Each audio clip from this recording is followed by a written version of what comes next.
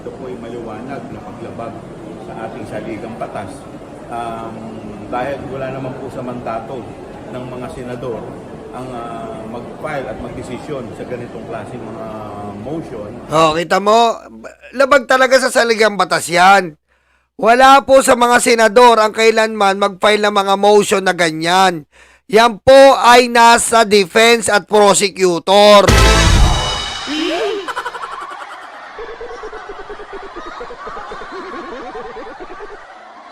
Nasa prosecutor po yan at defense. Sila lang po ay hurado.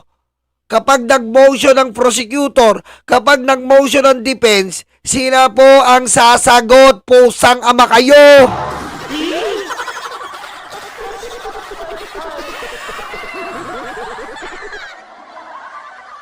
Yun ang trabaho nyo. Hindi kayo yung magmomosyon, hindi kayo yung mag-aabogado. Sa mga Duterte. Putang. Hi friends and not friends and not friends.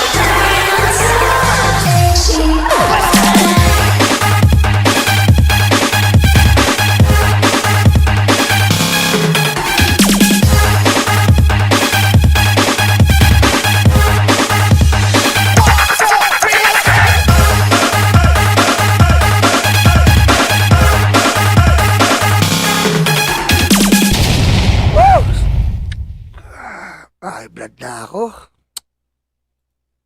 In fact, ito po ay gawain dapat ng defense, ng abogado, ng defense. Kaya nga po, parang lumalabas po dito, sila na rin ang nag-aabogado sa ating Vice President. Kita mo sila nag-aabogado. Sa makakita Pilipinas, ano ba tayo? Putang, tanga na ba tayo? Putang ina talaga eh.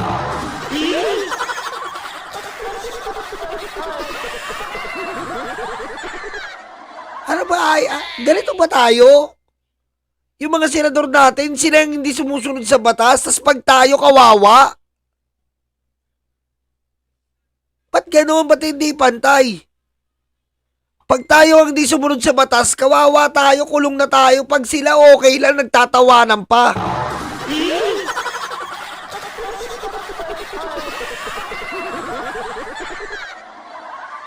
Ganun ba?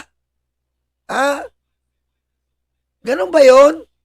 Putang inang yan. How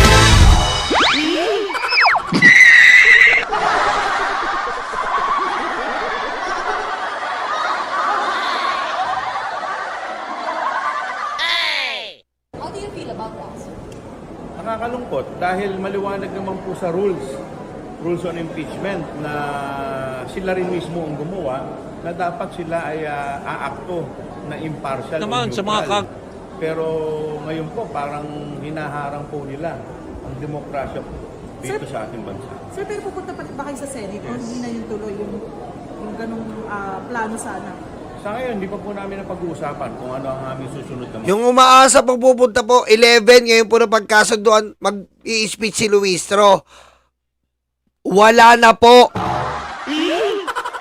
Wala na. Kasi, ba't ka ba pupunta?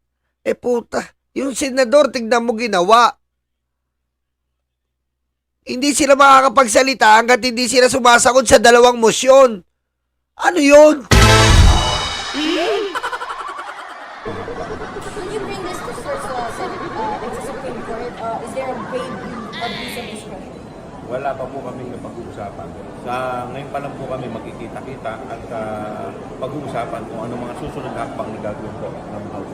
Ang punto ni Senator Bato, may problema sa internal rules. Yung nilabag nyo daw yung 1-year ban, 4 na impeachment complaint. Kinukuha niyo daw yung 3 complaints. Alam po ninyo, dapat na nagko-question yan yung defense, hindi po yung senator judge. Kita mo? Defense po, abogado rin Sara ang magko-question yan. At saka may pinail na si Sara na yan sa Supreme Court. Bakit tinakil nyo pa dyan sa Senado?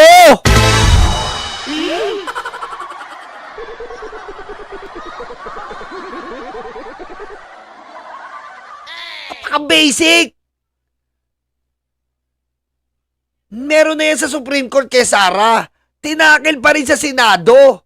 Si Bongo na nga nagsabi.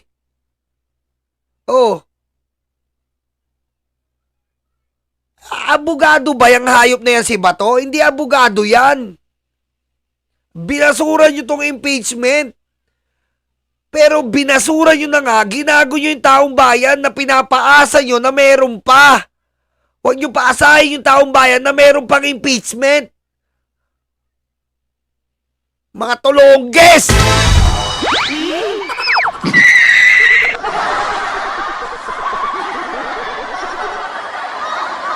Ayun, meron po tayong tinatawag na presumption of regularity. At kung makikita po ninyo, ito po ay naisaad na ni may president na po tayo dyan sa mga dating kaso po ng impeachment at ito po ay sinabi ni walang iba po kundi si Senate President Juan Ponce Enrile. Kasi ninindigan kayo, sir, na walang mali sa proseso ng pag-send. Wala pong mali, lahat po ng nasa rules ay sinunod po namin. Constitutionally sound, not in Yes, wala po. Oo. Bakit daw nagtagal, sir? Yun yung tinatanong nila. Well, unang-una hindi naman po nagtagal dahil pumasok naman po sa 10 session day period. So, kaya nga po ito po. Pasok po tayo sa 10 session day, hindi po nagtagal. Pinag-aralan nila mula December hanggang February kung mabisa yung tatlo. Sa pag-aaral nila, yung tatlo pwedeng pagsamahin. Mahirap ba intindihin yun?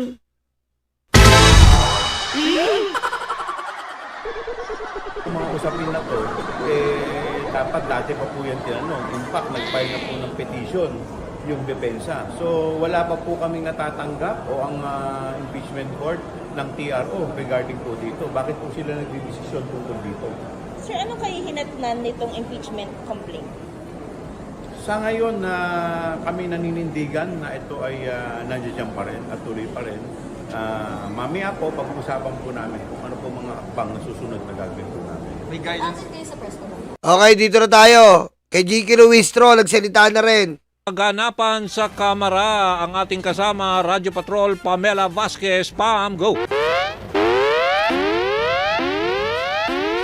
Danny, morning. Ongoing o patuloy na yung ecumenical service o misa na itinasagawa ngayon sa North Lobby. Dito yan sa Batasan Pambansa. May mga nakita ako kanina na House Prosecutors at iyon nga ay ilan dito sina Congressman Joel Chua, Marcelino Libanan, Bel Zamora at Jinky Luiso. Kanina nakita ko rin si Congressman-elect Sel Jokno. Nagpaunlak naman ng maikling interview si Congresswoman Jinky Luiso at ang sinabi lamang niya ay mag-meeting at tatalakayin ng House Prosecution Team regarding doon sa kanilang next move dahil nga matapos ngayong anunsyo ng Senado na canceled ngayon yung presentation ng Articles of Impeachment and supposed Mag-pineapple muna tayo. Naka-ready na ako. Pineapple para huwag tayong ma-high blood.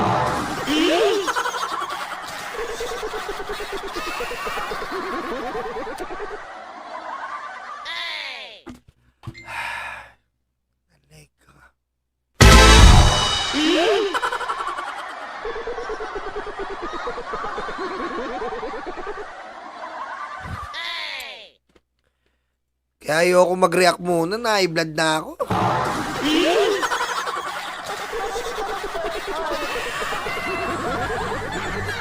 Go. Pamela? Ba't nawala si Pamela? Prosecution Team. Yes, Danny? Yan, Pamela, nasan ka na? Huwag ka mawala! Nawala na nga yung impeachment, pati ba naman ikaw, Pamela?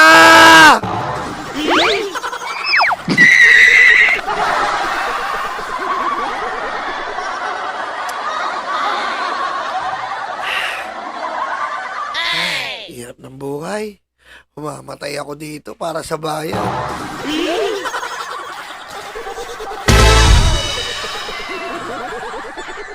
putol yung linya mo. Nasa kongreso ka, di ba? Oo. Yes, Danny. Okay, so nakausap Oo. mo si Jinky Luistro. Sabi nila magpupulong sila kasi yung nangyari nga sa Senado kagabi. Oo. Mag-meeting sila at after ng meeting ay doon pa lamang sila magpe-press con. So baka meron lang tayong konting delay, Danny, doon sa supposedly 11 a.m. na press con ng House Prosecution Team with the media. At aabangan din natin kung ano yung mga sasabihin nila na next move na or adjustment after nga nung announcement at yung nangyari din sa Senate Impeachment Court kagabi, Danny. Okay, pinipilit kasi natin makuha si Jinky Luistro. Siya kasi yung magbabasa sana ng articles of impeachment ngayon dito sa 'di ba, sa Senado na hindi na nga matutuloy. Ano yung sense mo kanina nung kausap mo siya? Para bang ano siya? Parang masama ang loob, galit o what? Oo. So far yung environment naman kanina, Danny, no, kasi medyo maikli lang din Oo. yung naging message ni Congressman Jinky dahil nga simula na din yung misa dito sa Oo. North Lobby, pero very composed pa rin naman at ayun nga ang talagang in-emphasize Okay. ito ni Congressman Jinky ay magmi-meeting talaga muna sila at pagkatapos doon ay doon pa lang sila harap sa media para nga doon sa press conference, Danny. Alright, okay. Maraming Ayan, salamat. ayan po ha. Ayan po ang update sa Kongreso. Antayin-tayin po lang natin. Diretso na natin dito sa aking... Ito po, makiusap ko sa inyo, Win Gatchalian po sa 2028. Ikakampanya ko to araw-araw kung pa pwede. Win Gatchalian na po tayo ha.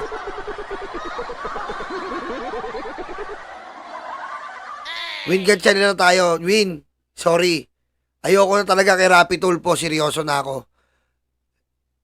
Win, kakampanya kita ng libre.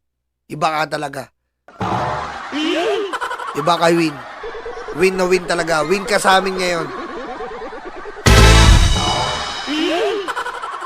Itol. Baktol!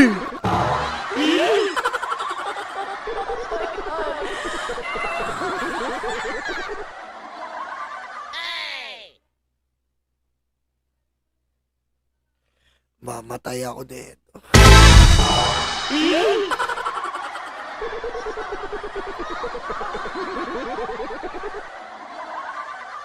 Kaya nga hindi ako nag-live kagabi kasi na-high blood ako eh. Na-high blood ako ngayon parang dumoble.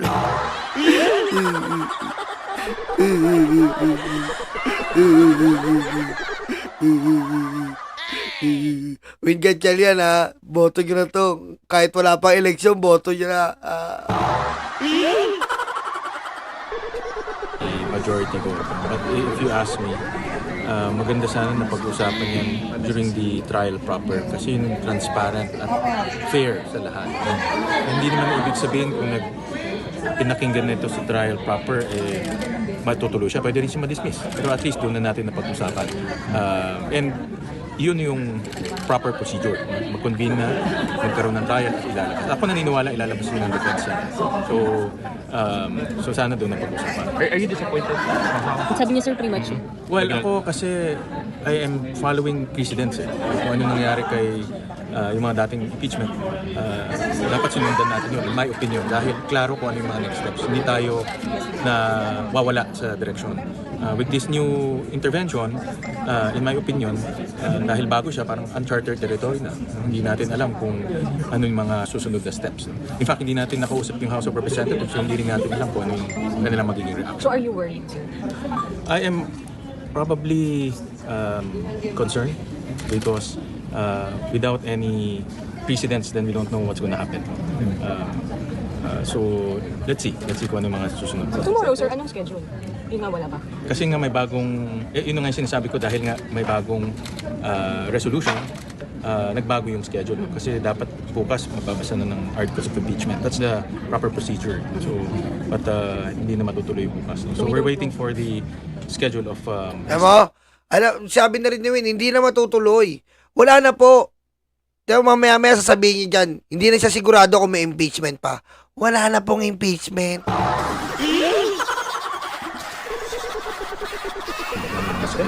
Unprecedented in demand. Is that... Yeah, because if you look at yung kay former President Era, former Chief Justice Corona, kay Mercedes, although kay Mercedes, di ba, nag-resign. But if you look at those three, wala namang remand. So, nagtuloy-tuloy lang. And you can question everything pag nag-impeachment trial na tayo. Pwedeng question yung validity, which I would want to participate in that question. So will this affect the credibility, integrity, reputation ng Senate? It really depends kung ano yung mga next move. Hopefully walang delay. Narinig ko naman na nag-issue na ng summons. So ibig sabihin ang court will take jurisdiction over the defendant. So nakita ko kanina nag-issue na rin ng mga iba pang mga communication. So tingnan natin kung yan ay magtuloy-tuloy. Are you positive na after pa rin ng SONA yung trial? Yun yung unang sinabi ni SP dahil doon sa development ngayon? I have to look at the timetable kasi nga medyo nagbago na yung procedure. So we need to look at the timetable. Dati kasi, if you remember, may release na timetable. Kung i-apply mo lang yan on the same day, klaro kung ano yung mga next steps. Pero ngayon, we have to wait for the Senate President. Senator, if the House sends back the impeachment articles immediately, can the Senate as an impeachment court reconvene after it adjourns in the end before June 20? I expect them to say this is valid. Sila yung nagpadala dito. So ang expectation ko, they will say it's valid. So if you follow the resolution earlier, Kita mo, valid yung pinadala ng House eh. Valid yung pinadala ng House. Pero si Cayetano at Bato, pananado nila to, tsaka si Chis Escudero. Remand mo mukha nyo.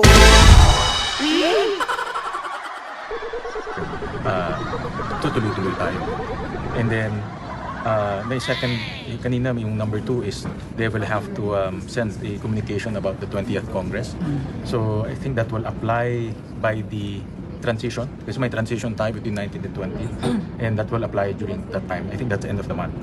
So sir, pwede pa rin magsesyon ang Senate under the 19th Congress? Let's say Thursday, Friday, kahit nag-adjourn na kayo? You mean the impeachment The court? impeachment court. Once they send back the Kung mayari bukas, May, ibalik na agad nila. the way I understand it, may Oh, kita dalawang... nyo, ito, pakinggan nyo to. Pakinggan nyo. Kung paano tayo ginago. Ito judge na to. Pakinggan nyo. Once they send back the Kung mayari bukas, ibalik na agad nila. The way I understand it, may dalawang conditions eh. Number 1, yung kanilang certification. Number 2, yung letter na tutuloy sa 20th Congress. Kita nyo? May certification pa. Putik ano to? Jabber? Ha? Ano to, jabber?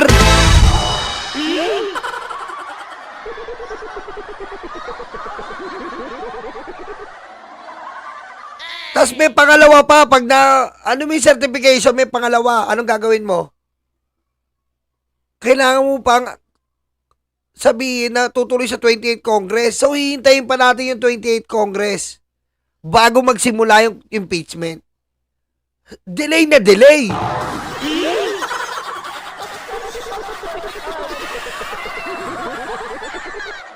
So that letter will be applied at the end of this month. At the end of this month. Kasi magta-transition na.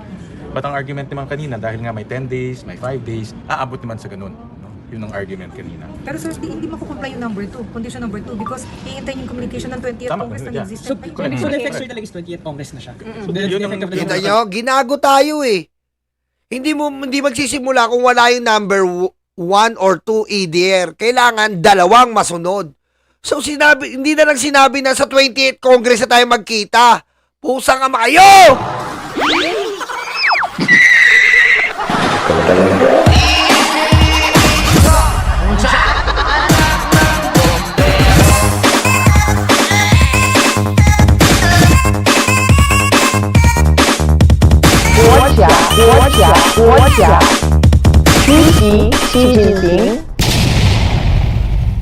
Hindi pa. Nahiya pa kayo. Sabihin nyo lang sa 28th Congress na tayo. Tapos pag nasa 28th Congress na po tayo, kukwestiyonin na naman nila Bato yan. Kukwestiyonin ni Tolentino. Kukwestiyonin ni Cayetano. So aasa pa ba kayong impeachment? Walang impeachment!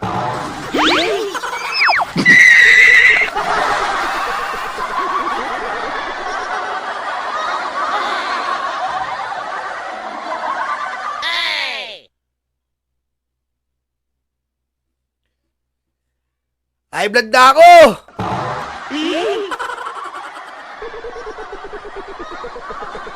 Sulat sa resolution eh, na dapat, hindi ko na matandaan yung exact Na the wording. effect of the House must communicate that it's willing to pursue. Correct. the So trial in the 20th. they will only communicate that when the 20th Congress assumes, which is July 1 no? Or June 30 to be exact. No? Kasi yun ang palitan. No? So they will have to communicate. But of course, ang House may sarili rin silang dynamics. Diba? Wala pang speaker at that time. Diba? Wala pang leadership.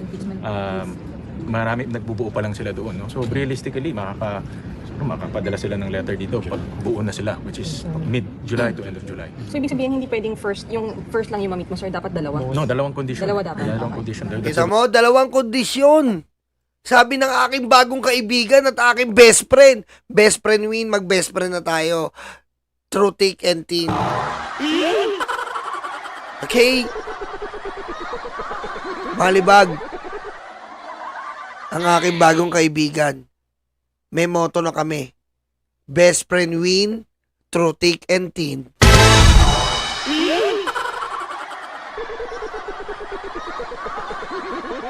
Ha? Hindi nyo mapapabagsak si BP dahil suportado siya ng taong bayan. Taong bayan ka ng ina mo!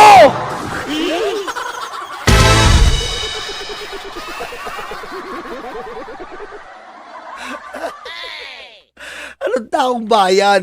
Taong bayan!